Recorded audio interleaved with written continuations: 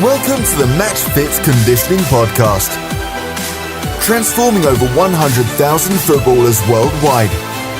Everything we do is aimed at enabling you to gain an edge completely by yourself without needing help from a training partner or teammates. Open yourself to doing things smarter and with more intention, focus and attention to detail than your teammates, opponents and even your coaches. Are you ready to get match fit?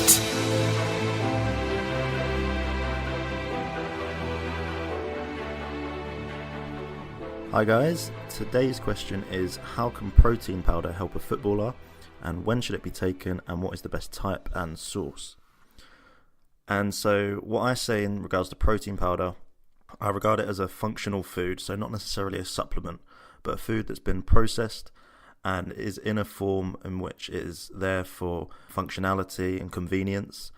And with protein powders, I say they're not essential to use, but they are a useful tool within a diet. And this is going to be for two main reasons, and that is going to be convenience, and also because a protein powder, or most of them depending on what one you get, is actually a high quality protein source. So how good a source of protein actually is protein powder? Well, it depends on the type of protein powder that you're buying. Most people buy whey protein, which is obviously the most popular type of protein out there. But in regards to all protein powders, just because they're not a real food, they're a functional food, does not necessarily make them inferior to real food when we're talking specifically for the purpose of why we're using them, and that is to increase muscle protein synthesis levels. Obviously, if you're talking about the food source as a whole, and in regards to its whole nutrient profile, so if you're including micronutrients, vitamins, minerals, then yes, the majority of your protein intake should be coming from real foods, whether it's meat, fish, beans, nuts, you name it. However, just for that purpose of recovery and increasing muscle protein synthesis levels, protein powder is going to be a very good source of protein. And in fact, when we look at the scientific literature, whey protein in particular is actually the gold standard of protein, and a lot of protein sources are measured against whey protein to measure their effectiveness for recovery. And the reason why protein powders, especially whey protein, are so good are because they contain a very dense source of amino acids, which are the blocks of protein and what make up and how we measure the quality of a protein source. And with whey protein in particular, we see that it has a very dense source of essential amino acids, which are the amino acids that we cannot obtain or that we cannot synthesize within our bodies and that we have to obtain from the diet. And these amino acids are going to be mainly responsible for the anabolic response of a given meal and how it can improve recovery and increase the muscle protein synthesis levels and repair of damaged muscle proteins. But another benefit to protein powders is actually due to their liquid form. And a lot of people think that because it's in a liquid form, it's not necessarily a real food and therefore it's not as beneficial. But the liquid form actually makes it easier to digest, and it's going to increase the rates of absorption. So it can get into the muscle faster because you're not necessarily breaking down a solid food. And therefore it can be utilized quicker for the purposes of recovery. Now, just going about your day, and in most meals, this isn't necessarily an issue. It's not of that much importance to have a spike in anabolism within 30 minutes. However, post-exercise, we see that this might improve recovery. And this is because post-exercise, we see this elevation in muscle protein breakdown. And so the quicker that we can reverse muscle protein breakdown and increase the anabolic responses, then the quicker we're going to be able to stimulate the mechanisms of recovery, and therefore we can shorten the recovery period and have you as an athlete ready to go for the next training session or match in a fully recovered state.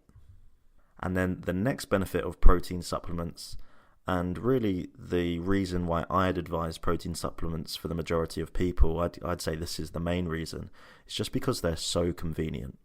And so obviously, as an athlete, you have your protein intake requirement for the day. For most athletes, this is going to be 1.5 grams of protein per kilogram of their body weight. And you might find, depending on the day and your scheduling, that you just can't hit this protein intake. You might be really busy, you might not have had time for good quality meals with high protein intakes, and so you might be going to bed and realise that you're 50 grams short on your protein requirement for the day. Well, in this scenario, obviously it's just going to be way more convenient to make up a protein shake. Might be 2 scoops of protein powder mixed in with 500 millilitres of water, and then you can consume that within a few minutes. This is much better than going off, especially if you're really tired, having to cook up a meal, and that's even presuming that you have the food in the house available.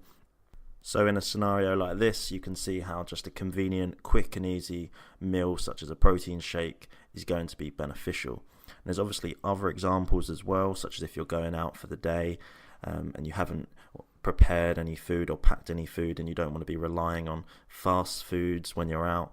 You can take a protein shake with you, and then if you go a prolonged period without food, you can sort of use your protein shake as a snack. Or in training sessions or after matches, if you don't have time after a match to go home quickly, cook up a meal, you can bring your protein shake with you, so when you finish exercise, it's just there nice and handy to quickly initiate those recovery processes by consuming a protein shake. So right now, let's assume that you're sold on the fact that you might find a protein shake handy. What is the best source of protein from these protein shakes? Because there's many different ones available. You have whey protein, casein, beef, egg, soy, rice, pea. There's a massive spectrum of protein shakes out there. However, the one, if you're looking for the highest quality, the one that's going to benefit you the most, for you to get the most out of your money, that is definitely going to be whey protein. And there's not really any question about this. And that is, like we said before, because it has the best amino acid profile, especially those essential amino acids which we cannot synthesize within the body and that we need to obtain from the diet.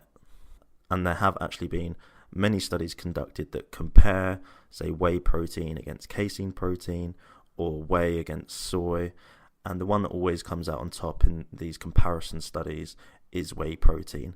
And as I said before, it is now seen as that sort of gold standard of protein source for recovery. However, obviously there's a lot of people now that don't consume dairy, and whey is a type of dairy. And so if this is the case, then soy protein isolate is definitely the next best option. And it's similar to whey. It's got a slightly inferior amino acid composition, amino acid profile. However, it's not going to be overly significant. And the differences between the two protein sources, you might find a slightly improved recovery with whey, but it's not going to be anything to hang your head over. And soy protein is definitely still regarded as a very good quality protein source. And to quickly touch on casein protein, because I know casein protein is actually very popular and many people use this over whey, especially before bed, because it's advertised as being that long-lasting protein that drip feeds the muscles, quote unquote. This is a good quality protein source, but it's definitely not going to be better off than whey, even in a pre-sleep scenario. And although casein is advertised as drip feeding the muscles, really we only see an anabolic response from a protein intake for 3 to 4 hours after it has been consumed. And whey protein is the best at stimulating the recovery processes within this 4-hour period. So although casein protein is advocated to be drip fed over 6 hours, 7 hours, after 4 hours we're not going to see that bigger benefit to increasing muscle protein synthesis levels, and therefore it's illogical to consume a protein source purely for this reason.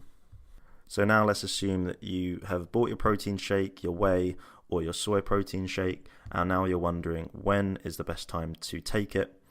And I say that there are 4 different times where protein powder is going to be beneficial. So starting with the first time, this is going to be sort of the classic, and that is going to be post-workout or post-match, whenever it is. And this is going to be purely because it's convenient.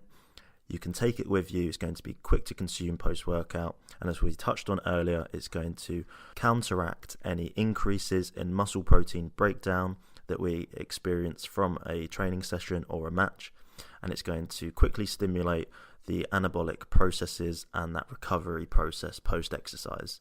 And that's why in a lot of professional teams, it's very, very popular for the team to go back to the dressing room and have their protein shake or recovery shake already prepared, ready to go, in order to kickstart their recovery as soon as possible. The second scenario is going to be before bed, and I mentioned this as an example earlier. If you're going to bed and you've realised that you're maybe short on your protein intake for the day, say you realise that you need to consume 150 grams and you've only consumed 100 grams, protein shake's very easy, just to bang in a couple of scoops, 500 millilitres of water, and get an additional 50 grams nice and quick in order to make sure you conveniently meet that protein intake requirement for the day. The third scenario is going to be as a snack, a protein containing snack. And so if you realise that you have gone a long period throughout the day, I'd say around 6 hours or more, without consuming a significant source of protein, then I would use a protein shake as a snack in order to just make sure those muscle protein synthesis levels stay elevated between meals. And then the last scenario, the fourth scenario, is going to be if you realise that a meal that you've cooked, or maybe a snack as well, doesn't contain a substantial amount of protein in order to maximally stimulate muscle protein synthesis and recovery mechanisms. And so with each meal that we consume, you want to be looking to consume at least 20 to 30 grams of protein within that meal, because this is the range in which we see a maximum benefit for recovery from that protein intake. It's going to maximally stimulate those recovery mechanisms. So if you realize that your meal is only containing around about 10 grams of protein, this is going to be easier if you use a sort of nutrition tracking app such as MyFitnessPal to realize how much protein is within that meal. If you realize that the meal is short on protein, you can use your protein shake as a way in order to just increase that protein content of the meal. So you can make up for the lack of protein in the meal by consuming a protein shake. Because especially if you're a serious athlete, then you can really look at every meal as a chance to maximally stimulate protein synthesis and reduce that recovery window. And this is especially important if you are active most days, if you're going to the gym most days, or if you have a lot of training sessions per week, and the recovery windows between those training sessions is very short, and therefore you need to do everything you can in order to shorten your recovery. So that's really it for this video, guys. So hopefully now you know if you need a protein shake, or maybe you've been informed of whether they might help you in other ways. And so if you found this video helpful, please share it with your teammates or anyone you think that might benefit from it, and I'll catch you guys next time. Thanks for tuning into the Matchfit Conditioning Podcast. If you enjoyed this podcast, please share it with one of your teammates. To learn more about the Matchfit method and to start your training with us, visit www.matchfitconditioning.com. We'll show you how to gain an edge on the pitch at an elite level by transforming your fitness level, nutrition, and mindset.